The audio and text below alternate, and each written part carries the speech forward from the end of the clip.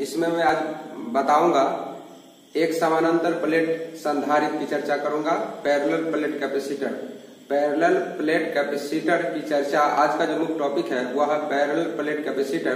तो देखते हैं, सबसे पहले देखते हैं कि समानांतर प्लेट संधारित्र जो है उसकी नोट पॉइंट क्या है, और उसके बाद देखेंगे समानांतर प्लेट संधारित्र का व्यंजक किस प्रकार प्राप्त करते हैं। उसके बाद फिर देखेंगे कि समानांतर प्लेट संधारित्र पर न्यूमेरिकल किस तरह के आते हैं। तो स्टार्ट करते हैं। आज का टॉपिक है समानांतर प्लेट संधारित्र।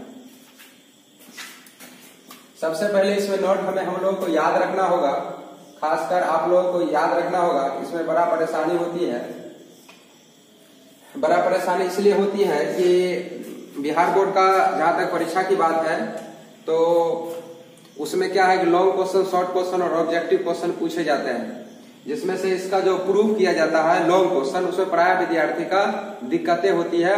वो साल भर क्लास करते रहता है और फिर भी जब बोर्ड के परीक्षा के समय आता है तो 5 क्वेश्चन 6 क्वेश्चन पूछे जाते हैं और 3 क्वेश्चन भी सही से वो जवाब नहीं दे पाते हैं लॉन्ग क्वेश्चन में। तो मैं आपको एक ऐसा इसका बेसिक चीज मैं बताऊंगा कि उस बेसिक चीज को अगर आप याद रखते हो इसके व्यंजक को प्रूफ कर सकते हो। तो वह बेसिक चीज क्या है उसको देखते हैं। सबसे पहले आपको याद रखना होगा कि अगर हम कैपेसिटर बोलते हैं, समानांतर प्लेट संधारित्र बोलते हैं तो उसमें दो चालक होता है और दोनों चालक आइडेंटिकल होता है और दोनों चालक पर आवेश का परिमाण समान होता है और चिन्ह विपरीत होता है। तो सबसे पहले हम 2 चालक का फिगर बनाएंगे। एक ये चालक हुआ और दूसरा ये चालक हुआ। 2 चालक हो गया। एक पे प्लस क्षेत्रफल आवेश घनत्व होगा और दूसरा पे इसके प्रेरण के कारण माइनस क्षेत्रफल आवेश घनत्व हो जाता है। तो इस पर प्लस हुआ क्षेत्रफल आवेश घनत्व और इस पर प्रेरण के कारण जो आवेश आ जाता है वह माइनस आवेश घनत्व, क्षेत्रफल आवेश घनत्व होता है। उसके बाद इसको हम अर्थ कर देते हैं, जमीन से जो है इसको जोड़ देते हैं, अर्थ कर देते हैं। अर्थ, इसको हमने अर्थ कर दिया और ये दोनों जो है प्लेट है एक दूसरे के समानांतर है। आपका जो सिलेबस है उस सिलेबस में आपको पढ़ना है कि दोनों प्लेट समानांतर होगा। जितने भी न्यूमेरिकल लगभग होगा सभी, अगर समानांतर प्लेट संधारित्र पर अगर न्यूमेरिकल आती है ये दोनों प्लेट समानांतर होती है। ये दोनों प्लेट समानांतर है, इस पर प्लस चार्ज है और इस पर माइनस चार्ज है ये, और इस दोनों प्लेट के बीच की जो दूरी है वो डी है। दोनों प्लेट के बीच की दूरी डी है। अब इसमें नोट पॉइंट क्या है? नोट पॉइंट यह है कि आपको चित्र में दिखाया गया है, इसमें 2 प्लेट है, एक ये प्लेट है और ये एक प्लेट है। तो पहला नंबर ये कि दोनों प्लेट जो है या तो वर्गाकार हो सकता है या तो आयताकार हो सकता है। ज्यादातर न्यूमेरिकल में वर्गाकार ही ये सतह होती है। ये जो सतह है ये भी वर्गाकार होती है, ये भी वर्गाकार होती है। दोनों सतह जो है आइडेंटिकल होती है। Point number first. तो इस प्लेट का नाम अगर हम दे दें एम प्लेट और इसका नाम दे देते हैं एन प्लेट, तो इसका मतलब क्या हुआ? एम एवं एन प्लेट का क्षेत्रफल समान रहता है, ये समानांतर प्लेट संधारित्र का पॉइंट नंबर फर्स्ट बात है। पॉइंट नंबर सेकंड, दोनों प्लेटों के बीच EFI विद्युत क्षेत्र तीव्रता का मान नियत रहता है। ये जो दोनों प्लेट है इस दोनों प्लेट के भीतर जो है विद्युत क्षेत्र तीव्रता का मान नियत रहता है। इसका तात्पर्य क्या हुआ? इसका तात्पर्य ये है कि हम ये जो दोनों प्लेट है इस दोनों प्लेट के भीतर में हम यहाँ पर विद्युत क्षेत्र तीव्रता अगर हम आपसे पूछे, यहाँ पूछे, इसके भीतर में किसी भी बिंदु पर विद्युत क्षेत्र तीव्रता का मान अगर आपसे पूछा जाता है तो वह विद्युत क्षेत्र तीव्रता का जो मान है वह नियत तो रहता है, लेकिन मान होता है कितना? वो होता है तीसरा नंबर पॉइंट में उसका मान होता है E बराबर sigma bye epsilon not. E बराबर सिग्मा बाय इप्सिलॉन नॉट होता है। यानी ये जो दोनों प्लेट है, इस दोनों प्लेट के भीतर जो है किसी भी बिंदु पर, इसके भीतर हम यहाँ पर विद्युत क्षेत्र तीव्रता आपसे पूछे, यहाँ बोले, यहाँ बोले, यहाँ बोले, हम इसके बीच में किसी भी स्थान पर विद्युत क्षेत्र तीव्रता अगर आपसे पूछा जाता है तो वह विद्युत क्षेत्र तीव्रता का मान होता है सिग्मा बाय इप्सिलॉन नॉट होती है। उसके बाद चौथा नंबर, ये जो आपको दिखाई दे रहा है यह जो है धनात्मक प्लेट है और ये ऋणात्मक प्लेट है। जिस ये जो समानांतर प्लेट संधारित है, इस समानांतर प्लेट संधारित में जिस पर धन आवेश रहता है, जिस पर धनात्मक आवेश संचित रहता है, इसको हम लोग बोलते हैं संग्राहक प्लेट। इसको संग्राहक प्लेट कहा जाता है, संग्राहक प्लेट। एम जो है संग्राहक प्लेट है, लेकिन इस पर जब प्लस चार्ज दिया जाता है तो प्रेरण के कारण इस पर जो माइनस चार्ज आ जाता है, इसलिए इसको बोला जाता है संघनक प्लेट। तो आपको याद रखना है कि समानांतर प्लेट संधारित जो है, जो प्लेट धनात्मक होता है, जिस पर आवेश संचित रहता है, जिस पर आवेश दिया जाता है, इसको हम लोग बोलते हैं संग्राहक प्लेट। लेकिन इस पर जैसे हम प्लस चार्ज देते हैं, इसके निकट एक चालक रहता है, उस पर प्रेरण के कारण इस पर माइनस चार्ज आ जाता है, और इस पर जो प्लस चार्ज रहता है अर्थ से जैसे ही जोड़ देते हैं तो इसका धनात्मक आवेश सब अर्थ में चला जाता है, यह ऋण आवेशित हो जाता है। तो इस पर ऋण आवेश, इस पर धन आवेश, तो यह संग्राहक प्लेट कहलाता है और यह संघनक प्लेट कहलाता है। तो संग्राहक प्लेट किसे कहते हैं? समानांतर प्लेट संधारित में जिस चालक पर आवेश संचित रहता है उसको संग्राहक प्लेट कहा जाता है। समानांतर प्लेट संधारित में जिस प्लेट पर प्रेरण के कारण ऋण आवेश हो जाती है तथा वह अर्थ से जुड़ी हुई रहती है, उसी को हम लोग संघनक प्लेट कहते हैं।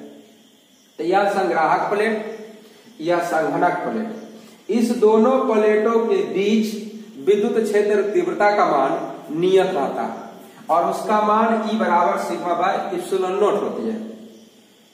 नेक्स्ट पॉइंट में जो है इस पर प्लस चार्ज रहता है और इस पर माइनस चार्ज रहता है। तो आप पीछे के वीडियो में हमने आपको बताया था कि जिस प्लेट पर प्लस चार्ज रहता है तो प्लस चार्ज से विद्युत बल रेखाएं निकलती है और माइनस चार्ज की ओर जाती है, यानी ऋण आवेश पर विद्युत बल रेखाएं समाप्त होती है, धन आवेश स्टार्ट होती है, ऋण आवेश पर समाप्त होती है। तो यहाँ पर इसके भीतर जो विद्युत क्षेत्र की जो दिशा होगी वह M से N की ओर, M से N की ओर, M से N की ओर, M से N की ओर, ये भी आपको याद रखना है। तो ये जो समानांतर प्लेट संधारित हुआ और इस पर जो प्लस चार्ज आप बोल रहे हो और इसको माइनस चार्ज बोल रहे हो, इस पर प्लस सिग्मा बोल रहे हो, इस पर माइनस सिग्मा बोल रहे हो, दोनों प्लेट के बीच की जो D है और इसको अर्थ कर दिए हो, इसको अर्थ कर दिए हो, इसमें विद्युत क्षेत्र की जो दिशा होगी वह M से N की ओर, इधर की ओर होगी, इधर की ओर। विद्युत क्षेत्र की जो दिशा होगी वह M प्लेट से N प्लेट की ओर होगी, M प्लेट से N प्लेट की ओर होगी। क्लियर? यहाँ तक आप समझ गए। 5 नंबर समझते हैं। 5 नंबर इसमें क्या समझना है? 5 नंबर है कि ये जो पैरेलल प्लेट समानांतर संधारित आपको जो दिखाई दे रहा है, पैरेलल प्लेट कैपेसिटर जो आपके सामने दिखाई दे रहा है, तो विद्युत क्षेत्र तीव्रता नियत है, इसके भीतर विद्युत क्षेत्र तीव्रता का मान नियत है। और याद रखना है जिस स्थान पर विद्युत क्षेत्र तीव्रता का मान नियत होती है वहां पर विद्युत विभवांतर होती है, वहां पर विद्युत विभवांतर होती है।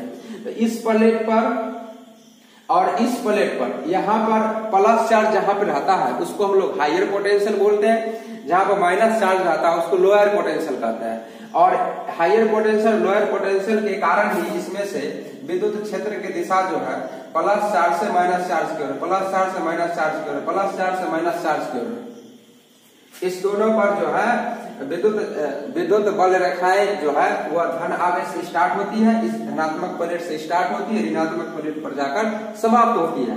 तो इस दोनों प्लेट के बीच विद्युत विभवांतर होगा। इस पर विद्युत विभव कुछ और होगा, इस पर विद्युत विभव कुछ और होगा, जिसके कारण इन दोनों प्लेटों के बीच विद्युत विभवांतर होगा। तो प्रश्न उठता है कि इस दोनों प्लेटों के बीच विद्युत विभवांतर का मान कितना होता है? तो विभवांतर अगर हम ज्ञात करते हैं, विभवांतर अगर हम विभवांतर ज्ञात करते हैं, भी अगर बोलते हैं तो सीधा फंडा है, सीधा और सबसे आसान तरीका है सिर्फ समानांतर प्लेट संधारित्र के लिए। ये समानांतर प्लेट संधारित्र है, इसके मध्य में, इसके बिटवीन, दोनों प्लेट के बिटवीन किसी भी स्थान पर विद्युत क्षेत्र तीव्रता का मान सिग्मा बाय एप्सिलॉन नॉट है और हमें इस दोनों प्लेट के बीच विभवांतर निकालना है। तो इसके मध्य में जो विद्युत क्षेत्र है, उस विद्युत क्षेत्र को हम जितना दूरी से गुना करेंगे उन दोनों दूरी के बीच का विभवांतर निकलेगा। अगर हम सिर्फ इतना दूरी को इसके विद्युत क्षेत्र तीव्रता को गुना कर दें, यहाँ और यहाँ के बीच विभवांतर निकलेगा।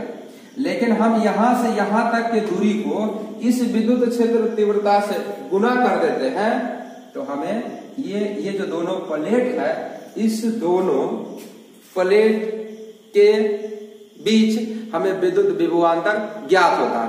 तो विद्युत विभवांतर आप किस प्रकार ज्ञात करोगे?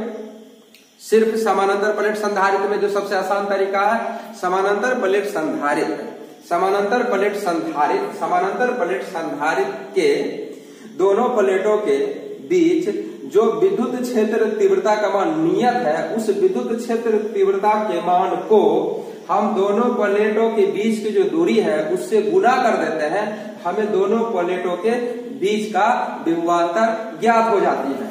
तो विद्युत विभवांतर ज्ञात होंगे तो लिखेंगे ई गुने डी, लिखेंगे ई गुने डी लिखेंगे और ई गुने डी लिख दिए।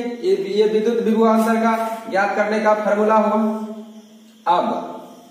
अब भी निकालना है तो ई का मान होता है सिग्मा बाय एप्सिलॉन नॉट। ये हो जाएगा सिग्मा बाय एप्सिलॉन नॉट गुणे हो जाएगा डी। अब सिग्मा का मतलब क्या होता है? यह सतह हमने आपको बोला था वर्गाकार है, यह सतह भी वर्गाकार है। तो सतह जब वर्गाकार है तो उस सतह का क्षेत्रफल होगा। तो इस सतह पर जो आवेश है, इस सतह पर जो आवेश है, उस आवेश में इसके क्षेत्रफल से हम भाग देते हैं तो उसको क्षेत्रफल आवेश घनत्व कहते हैं। सिग्मा किसे कहते हैं? कोई भी वस्तु है, उस वस्तु के सतह पर अगर आवेश दिया गया है तो जो आवेश दिया गया है उस आवेश में उसके क्षेत्रफल से भाग देते हैं। यानी किसी चालक पर दिए गए आवेश और उसके क्षेत्रफल के अनुपात को उस चालक का क्षेत्रफल आवेश घनत्व कहा जाता है। यानी क्षेत्रफल आवेश को हम सिग्मा से डिनोट करते हैं और सिग्मा बराबर होगा हमेशा आवेश बट्टा क्षेत्रफल, आवेश बट्टा क्षेत्रफल, आवेश बट्टा क्षेत्रफल, आवेश बट्टा क्षेत्रफल, याद रखना। तो उस स्थिति में यहाँ पर हो जाएगा आवेश बट्टा क्षेत्रफल। तो ये यहाँ आवेश आएगा, पहले से एप्सिलॉन नॉट नीचे था तो क्षेत्रफल भी नीचे आ जाएगा। ये हो जाएगा ए एप्सिलॉन नॉट, ऊपर डी आएगा। इस तरह से जो है दोनों प्लेटों के बीच हमें विभवांतर मालूम हो गया कि विभवांतर का जो मान होता है वो होता है क्यू गुने डी बट्टा ए एप्सिलॉन नॉट। ये दोनों चालक के बीच का विभवांतर होता है। अब ये दोनों प्लेट है। अब अगर इसमें हमें अब पूछा जाएगा कि ये जो समानांतर प्लेट संधारित्र है इसकी धारिता कितनी होगी, तो हम जब भी धारिता निकालते हैं प्यारे बच्चों, इससे पहले मैं बता चुका था कि जब भी आपको धारिता निकालना हो, धारिता निकालने के लिए भी चाहिए और भी का डायरेक्ट अगर आपके पास फॉर्मूला है तो आप डायरेक्ट भी का फॉर्मूला का उपयोग करो और वहां पर रखो तो आपको सी मालूम हो जाएगा। लेकिन अगर भी का फॉर्मूला नहीं मालूम है और वहां पर ई मालूम होगा जरूर, तो जब ई मालूम है तो ई का समाकलन करो, भी मालूम हो जाएगा। और जब भी मालूम हो जाता है तो सी इक्वल टू क्यू बाय जो भी होता है उसमें भी का मान रखो तो सी मालूम हो जाएगा। तो यहाँ तो आपको भी मालूम हो गया, किसके सहायता से? ई के सहायता से। जब ई के सहायता से भी मालूम हो गया और वो भी डायरेक्ट समाकलन करके ही फॉर्मूला बना हुआ था, इसलिए डायरेक्ट हम फॉर्मूला का ही यूज किए, तो आप इसमें जो है आप डायरेक्ट सी निकालना होगा। तो सी निकालने के लिए आप डायरेक्ट आप इसमें उपयोग कर सकते हो, जो पॉइंट नंबर मेरा 6 आएगा। तो इसकी धारिता अगर बोलते हैं पैरेलल प्लेट कैपेसिटर का विद्युत धारिता तो सी इक्वल टू होगा क्यू बाय भी और इसको अगर हम फर्स्ट मान लेते हैं और इसको अगर हम सेकंड मान लेते हैं तो समीकरण 1 एवं समीकरण 2 से तो C इक्वल टू आएगा Q और V का मान डालेंगे तो Q इंटू डी आएगा। A एप्सिलॉन नॉट ऊपर चला जाएगा, A एप्सिलॉन नॉट Q से Q कट जाएगा, ये हो जाएगा A epsilon naught by D. इस प्रकार C इक्वल टू हुआ A epsilon naught by D. ये समानांतर प्लेट संधारित्र की धारिता हुआ। अब आपसे पूछा जा सकता है, पूछे जाते हैं कि एक समानांतर प्लेट संधारित्र है। हमने अभी जो आपको टिप्स करके मैं बता रहा हूं यह ऑब्जेक्टिव क्वेश्चन के लिए है, शॉर्ट क्वेश्चन के लिए है, साथ ही साथ न्यूमेरिकल के लिए है, इसलिए मैं टिप्स करके बता रहा हूं। अब ये जो फॉर्मूला आया C equal to A epsilon naught by D, इसको आपसे अब आपको समानांतर प्लेट संधारित्र का व्यंजक आपको पूछा जाएगा कि इसको साबित किया कीजिए। तो जब समानांतर प्लेट संधारित्र के इसके व्यंजक को प्रूव करने के लिए कहा जाएगा तो आप यहां से स्टार्ट कर देना। दोनों प्लेट के बीच विभवांतर लिखना, इस तरह से विभवांतर निकाल लेना और जहां तुम लिखना समानांतर प्लेट संधारित्र धारिता अगर C हो तो C बराबर Q बाई V, समीकरण 1 यहाँ है, 2 है, डाल देना। इस तरह से समानांतर प्लेट संधारित्र की धारिता का मान ज्ञात हो जाएगा। अब समानांतर प्लेट संधारित्र की धारिता का मान ज्ञात हो जाएगा, इसमें क्या नया चीज हमको देखने को मिलेगा?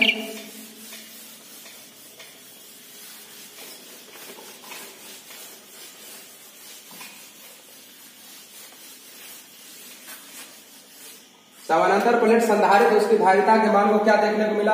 पॉइंट नंबर फर्स्ट क्या है देखिए, ये 7 नंबर नोट आएगा, 7 नंबर। तो C इक्वल टू हुआ A epsilon naught by D. ये अब इसमें देखो A तो प्लेट का क्षेत्रफल है, D दोनों के बीच की दूरी है, लेकिन ये इप्सिलॉन नॉट क्या है? Epsilon not. ये इप्सिलॉन नॉट जो है वह दोनों प्लेट के बीच क्या माध्यम है? सो है। इस दोनों प्लेट के बीच की दूरी D है। इसका ये जो प्लेट है इसका एरिया A है, ये प्लेट है इसका एरिया A है, और इस पर प्लस सिग्मा है और इस पर माइनस सिग्मा है, और ये अर्थ से जुड़ा हुआ है, ये अर्थ से जुड़ा हुआ है। तो ये जो पैरेलल प्लेट कैपेसिटर है, तो ये पैरेलल प्लेट कैपेसिटर जो आपको हम दिखा रहे हैं, ये पैरेलल प्लेट कैपेसिटर में अगर इसके बीच माध्यम जो रहेगा उस माध्यम का ध्यान दो। पैरेलल प्लेट कैपेसिटर समानांतर प्लेट संधारित्र की धारिता का हमारी तरफ आप देखो, उसको अभी मत देखो। समानांतर प्लेट संधारित्र जो है, समानांतर प्लेट जो संधारित्र है उसमें कितना प्लेट का उपयोग करते हो? 2 प्लेट का उपयोग करते हो। तो दोनों प्लेट के मध्य जो माध्यम होगा, और हमेशा भी फिलहाल माध्यम क्या रहेगा? एक ही रहेगा। एक ही रहने का मतलब ये पूरा में अगर हवा है तो पूरा में हवा ही रहेगा, पूरा में पानी है तो पूरा में पानी ही रहेगा, पूरा में अगर हम मोम को रखेंगे तो पूरा में मोम ही रहेगा, पूरे में अवरक को रखेंगे तो पूरे में अवरक रहेगा। यानी कहने का मतलब ये यह सिर्फ समानांतर प्लेट संधारित्र है। लेकिन जब इस दोनों प्लेट के मध्य में माध्यमों में इसको बांट देगा, आधा जो है इसका आधा कुछ और माध्यम को रख देगा, जैसे आधा में अवरक को रख देगा और उसके आधा में हवा ही छोड़ देगा, इसके आधा में धातु को रख देगा, उसके आधा में अवरक को रख देगा। तो उस स्थिति में समानांतर प्लेट संधारित्र का जो मान है वो बदल जाएगा। तो अभी फिलहाल जो हम डिस्कस कर रहे हैं वह इसमें जो भी माध्यम लेंगे फिलहाल ये पूरा का पूरा एक ही माध्यम आएगा। अगर हम पानी लेंगे तो पूरा पानी से ही भरा हुआ रहेगा। अगर हम हवा ले रहे हैं, हवा और निर्वात में बहुत कम का अंतर है, इसलिए हम हवा या निर्वात बोले तो आपको एक ही समझना है। तो हवा लेंगे पूरे में तो हवा ही रहेगा, पानी लेंगे पूरे में तो पानी ही रहेगा, शीशा लेंगे तो पूरा शीशा ही रहेगा। तो कहने का मतलब ये हुआ कि आपको कोई भी समानांतर प्लेट संधारित्र, आपको कोई भी समानांतर प्लेट संधारित है तो उसमें प्लेट कितना है? 2 प्लेट है। तो दोनों प्लेटों के बीच जो माध्यम है, नहीं मालूम है कि आपको कौन माध्यम है, दोनों प्लेटों के मध्य जो माध्यम है उस माध्यम की जो विद्युतशीलता होगा उस विद्युतशीलता को उस प्लेट के एरिया से गुना कर देना। समानांतर प्लेट संधारित्र की जब धारिता आपसे पूछे बेटा, तो आप क्या करोगे कि वो समानांतर प्लेट संधारित्र जो है, समानांतर प्लेट संधारित्र में जो प्लेट है दोनों प्लेटों के मध्य जो मीडियम है, माध्यम है, उस माध्यम के विद्युतशीलता को उस प्लेट के एरिया से गुना कर डालो। जब आप गुना कर दोगे तो उस दोनों प्लेटों के मध्य जो दूरी है, दोनों प्लेटों के बीच जो दूरी है, उस दूरी से उसमें गुना कर दोगे तो समानांतर प्लेट के संधारित्र की धारिता ज्ञात हो जाएगा। तो समानांतर प्लेट संधारित्र की धारिता को ज्ञात करने का क्या ट्रिक हुआ? समानांतर प्लेट संधारित्र में दो प्लेट होती है, दोनों प्लेटों के मध्य जो भी माध्यम होगा उस माध्यम के विद्युतशीलता को प्लेट के क्षेत्रफल से गुना कर दो और दोनों प्लेटों के बीच जो दूरी है उस दूरी से उसमें भाग दे दो, तो उस समानांतर प्लेट संधारित्र की धारिता ज्ञात हो जाएगी। क्लियर?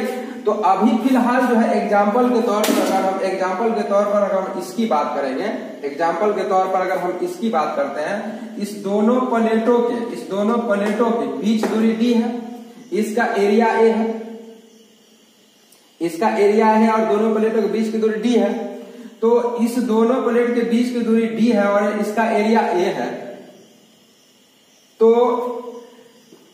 इसके ये जो माध्यम वो क्या है? एयर है। एयर की विद्युतशीलता एप्सिलॉन नॉट होता है, इसलिए इसके मध्य जो विद्युतशीलता, उस विद्युतशीलता के इसके प्लेट से गुना कर दिए और दोनों प्लेट के बीच की दूरी से भाग दे दिए, इसकी धारिता निकल जाए। तो यहां पर लिख दो C नॉट। अब सपोज करो कि ये पैरेलल प्लेट कैपेसिटर है, ये पैरेलल प्लेट कैपेसिटर है और इसके बीच जो माध्यम है उसकी परावैद्यता एप्सिलॉन m है।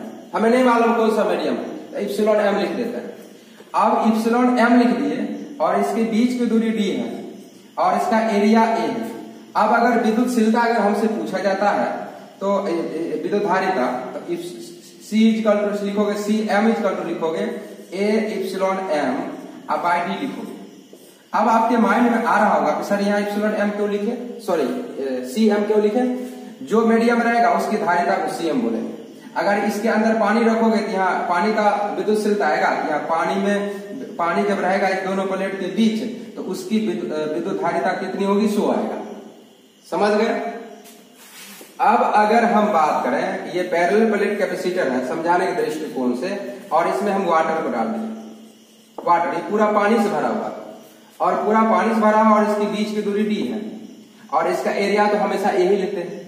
अब अगर C पूछा जाएगा तो CW इक्वल टू लिखेंगे a एप्सिलॉन W आप बटा लिखेंगे d, ये लिखेंगे ये। लेकिन जब पानी रहता है तो पानी का डायरेक्ट आपको विद्युतशीलता का मान नहीं देगा, पानी का डाइलेक्ट्रिक कांस्टेंट देगा, अपेक्षित विद्युतशीलता देता है या सापेक्षित विद्युतशीलता दे देगा पानी का। तो हम इस फार्मूला को सापेक्षित विद्युतशीलता में कन्वर्ट करेंगे। हमने क्या बोला? हमने बोला आपको इस दोनों प्लेट के मध्य अगर पानी है, इस दोनों प्लेट के मध्य अगर पानी है तो पानी जब रहेगा उस स्थिति में इसकी विद्युतशीलता होगा a एप्सिलॉन W बटा d, a एप्सिलॉन W बटा d होगा जब पानी रहेगा तब। लेकिन पानी का डायरेक्ट आपको विद्युतशीलता का मान नहीं देगा, इसका डाइलेक्ट्रिक कांस्टेंट दे देगा। अभी डाइलेक्ट्रिक कांस्टेंट क्या होता है? किसी माध्यम के विद्युतशीलता और निर्वात के विद्युतशीलता के अनुपात को डाइलेक्ट्रिक कांस्टेंट कहते हैं। किसी माध्यम के विद्युतशीलता और निर्वात के विद्युतशीलता के अनुपात को डाइलेक्ट्रिक कांस्टेंट कहते हैं।